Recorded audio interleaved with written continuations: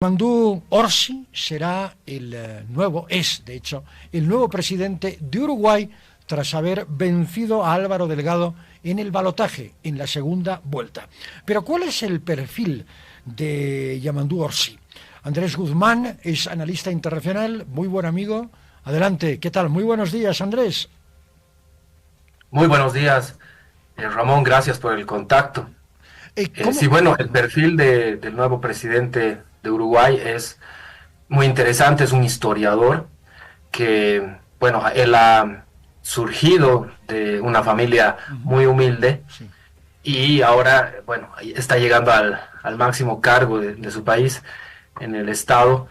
Y como digo, viene de una raíz, de una familia Sí. humilde que eran almaceneros, como mencionan las noticias, es decir, tenían una tienda sus papás al final de su vida porque durante mucho tiempo fueron eh, empresarios agrícolas, Correcto. trabajadores agrícolas, mejor dicho, y bueno, a partir de ahí hizo sus estudios, obviamente en historia, luego se graduó y empezó a trabajar como profesor en historia. Más tarde se incorporó en las filas de los partidos de izquierda y ahora es parte del Frente Amplio, ¿no? Que como decías, Ramón, eh, incluye a Pepe Mujica, a Tabaré Vázquez y a otros grandes de la izquierda uruguaya, ¿no? Una izquierda moderada, una izquierda más centro, en todo caso, pero él justamente es del ala más radical del Tupa, ¿no? De Pepe Mujica, que en su momento fueron guerrilleros, pero de todas maneras, y su discurso ya lo ha demostrado, se muestra muy conciliador, quiere incorporar también a las voces de la oposición, de la derecha. Él dice que hay una sola Uruguay y que todos tienen que jalar hacia el mismo lado, ¿no? Entonces, es bien interesante cómo se da esto, porque realmente muestra cómo se dan las cosas con tanta institucionalidad, con tanta seriedad y respeto en Uruguay.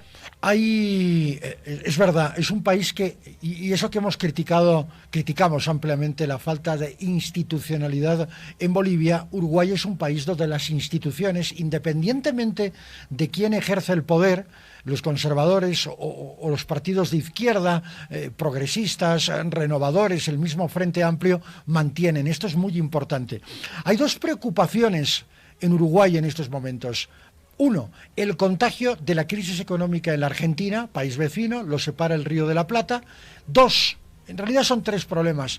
Dos, el éxodo de uruguayos, que es permanente. Muchos jóvenes uruguayos no encuentran oportunidades económicas en el país y migran sobre todo a Europa. Y en tercer lugar, la inseguridad ciudadana. De un tiempo a esta parte, los casos de narcotráfico, de vínculos incluso del propio gobierno de la calle Pou, del gobierno saliente con el narcotráfico, son muy evidentes, y el tema de la inseguridad y el narcotráfico se ha convertido en el eje troncal de la campaña electoral. Andrés. Correcto. Esos son los desafíos que tiene Orsi ahora, principalmente en el tema económico. Hay un costo elevado, hay inflación en Uruguay y viene dado no solo por el contagio de la economía argentina, de la cual depende en gran medida, sino Es también correcto. del contexto internacional, ¿no? Que está en crisis, que hay inflación en el mundo y por ahí va la situación económica que tiene el Uruguay. Entonces, todos esos votantes que están pensando que las cosas van a volver a ser como cuando gobernaba Tabaré Vázquez, en realidad no es tanto así, ¿no? Creo que Orsi tiene realmente ahí un desafío muy grande, y más aún teniendo en cuenta que no tiene la mayoría en la Cámara de Diputados, como sí la tuvo en su momento Tabaré Vázquez y también Pepe Mujica, ¿no? Entonces, es más difícil en esta ocasión para la izquierda gobernar porque la victoria ha sido mucho más ajustada, Correcto. pero hay muy buena disposición de parte de los opositores que también lo han dicho en en esa línea, en ese espíritu de contribuir al desarrollo y al progreso de Uruguay. Entonces creo que también por ese lado se va a atenuar, ¿no? Lo que vemos en otros países que es prácticamente irreconciliable, aquí sí parece darse de buena forma, ¿no? Entonces, él está en la campaña, en las promesas de campaña, el endurecer la política contra la criminalidad, también el otro desafío importante. Se había incluso votado paralelamente en las elecciones presidenciales un referéndum para decidir si las fuerzas del orden pueden ingresar a los Los hogares y a los... allanamientos, ¿no? Los allanamientos, sí. Era un tema muy polémico, es Exacto. correcto. Sí. Correctamente, los allanamientos nocturnos, ¿no? Que no están permitidos y al final se rechazó esa posibilidad, ¿no? Entonces continúa siendo prohibido ingresar en recintos privados en la noche, aun cuando haya una orden de allanamiento. Y esas cosas, con eso va a tener que lidiar de alguna manera porque Orsi estaba a favor de hacer eso en su momento, como también algunas otras reformas que fueron rechazadas. ¿No? Entonces tiene que negociar definitivamente con la oposición para lograr consensos de aprobación de leyes y para gobernar, ¿no? Entonces, en cierta forma parece ser difícil, pero dado que es Uruguay, en algún caso también se puede ver que va a haber consensos. Tienen que haber consensos porque hemos dicho que es un país donde la institucionalidad democrática está muy presente. Es un país que quedó muy marcado por el periodo de dictaduras entre los 70 y 80 y hay una concepción generalizada en Uruguay de que eso no se tiene que volver a repetir, que eso no se puede repetir. Por lo tanto, la derecha ha tenido que cambiar bastante su discurso. Ha pasado de una derecha que en algún momento fue ultraderecha, una derecha muy recalcitrante, a una derecha moderada, lo cual permite que la gobernabilidad de un presidente de izquierda del Frente Amplio sea posible. Yo creo que ese tema de consensos y de madurez democrática es algo que de algún modo nos debería servir de ejemplo para aprender a madurar y no vivir en una eterna adolescencia democrática de la que adolecemos de muchísimas cosas, entre ellas de falta de institucionalidad y de presencia del Estado. Al ser un país básicamente agroindustrial y uno de los pilares de Mercosur, de hecho, la mayor parte de las exportaciones de Uruguay son agroindustriales. Es interesante cómo los empresarios agroindustriales se benefician con políticas muy interesantes del gobierno uruguayo. Por ejemplo, el tema de la liberación de impuestos para la importación de semillas genéticamente modificadas. Esto hace que Uruguay produzca más y mejor. Obviamente sigue habiendo una gran controversia en referencia al medio ambiente. ¿Por qué? Porque durante un año, más o menos, el año pasado, Uruguay vivió por un periodo de extrema sequía. Montevideo no tenía agua potable. Tenían que importar agua, trasladar agua de otros lados para suministrar el agua potable a Montevideo. Y ante una situación así, muchos ambientalistas dijeron, esto es porque estamos matando la tierra con los transgénicos. Una de las explicaciones. La otra tiene que ver, por lo general, con el cambio climático y sus rigores. Pero decían, estamos matando la tierra. Estamos destruyendo los espacios verdes, los bosques. Por lo tanto, no llueve, hay mucha pampa, no llueve, tenemos ganadería intensiva, tenemos agricultura extensiva y este es uno de los grandes problemas. Pero el presidente Orsi ha dicho, esto no va a cambiar, porque tenemos que producir y tenemos que vivir.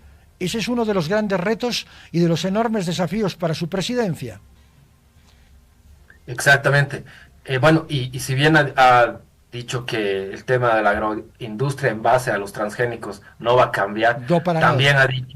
también ha dicho que va a hacer todo lo posible por restaurar la normalidad en el acceso al agua, ¿no? En cuanto a la provisión de agua para la ciudad de Montevideo, que ha sido la más afectada en la sequía del año pasado, y que este año, a mediados el próximo año, mejor dicho, el 2025, se prevé que puede volver a ocurrir, ¿no? Entonces, se están tomando también las medidas preventorias y es uno de los desafíos y una de las promesas también de Orsi para enfrentar, porque justamente ha sido uno de los temas que más ha preocupado a la ciudadanía, ¿no? Y ha sido un tema de discusión durante la campaña, en los debates y y todo.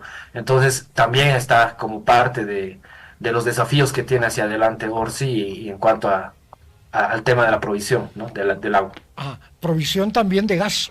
Ojo que Vaca Muerta, que es la mayor reserva de gas que hay en el mundo, o al menos en esta parte del continente, en esta parte de América, podría llegar a suministrar gas a Uruguay en breve.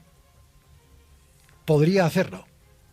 Es decir, desde Vaca Muerta se podría llegar a suministrar gas a Brasil, a Chile y a Uruguay, que debería haber sido uno de nuestros grandes proyectos energéticos y quedó ahí durmiendo el sueño de los justos. Es cierto, perdimos una oportunidad histórica, pero no vamos a llorar sobre leche derramada. Pero Argentina, que tiene esta visión geopolítica tan interesante, está pensando en Brasil, Uruguay y Chile. Nosotros nos hemos quedado ahí, pero Uruguay podría reactivar y mejorar mucho sus prestaciones industriales con gas argentino de Vaca Muerta. Y ese es uno de los temas a tratar entre el presidente Milei, el presidente de Argentina Javier Milei, y el presidente Orsi, que ya sostuvieron una conversación telefónica y se sabe que uno de los temas ha sido el tema energético. Correcto. Ya es interesante cómo Milei lo saluda, lo felicita, lo llama, Sí. bueno, hablan por teléfono, porque claramente Milei es de derecha y es muy contrario, por ejemplo, a Lula da Silva, tiene serios diferencias con Boric de Chile, con Petro de Colombia, pero con Orsi de Uruguay parece entenderse porque claramente es un país más serio, es una institucionalidad, es el respeto, ¿no? De alguna manera que se le guarda a las autoridades de Uruguay, y se muestra en esto, ¿no? Y ahora lo que se está conversando efectivamente puede ser el tema del gas, y puede ser que se esté pensando en usar los gasoductos bolivianos que pasan por lo menos en Bolivia para exportar ese gas hacia el Brasil y de ahí hacia el Uruguay, que queda un poco más allá, cerca del Atlántico. Correcto. Entonces, ahí también podríamos participar de alguna manera, no de la que más quisiéramos, porque solamente sería el transporte del gas, pero bueno, al menos algo, ¿no? O no sé cómo se estará planteando eso, pero bueno, es interesante cómo se está reconfigurando, y el tema del Mercosur, que ahí también es muy importante, en el que Bolivia está tratando de consumar o de consolidar su ingreso, y para eso va a necesitar sin duda el apoyo de los gobiernos de los países miembros, entre ellos el apoyo de Uruguay, que va a ser clave para que se asegure y se consolide el ingreso de Bolivia al Mercosur. Andrés Guzmán es analista internacional. Muchísimas gracias por esa perspectiva y por esa visión acerca de Yamandú Orsi, nuevo presidente de Uruguay. Con él hay que tener muy buenas relaciones, como con todo el vecindario. La verdad que América Latina es una patria chica, y todas este tipo de diferencias, por ejemplo, que usted ha destacado entre Lula y Milei por cuestiones ideológicas, se van a subsanar cuando la economía sea la que mande. Si Brasil necesita gas y Argentina le da un muy buen precio, que no quepa la menor duda que la ideología va a quedar en segundo plano. Ellos sí son estadistas. No suelen ser tan demagogos como otros que conocemos aquí bien cerca. Gracias, Andrés. Gracias, Ramón, un gusto, como siempre. Un abrazo. Perfecto.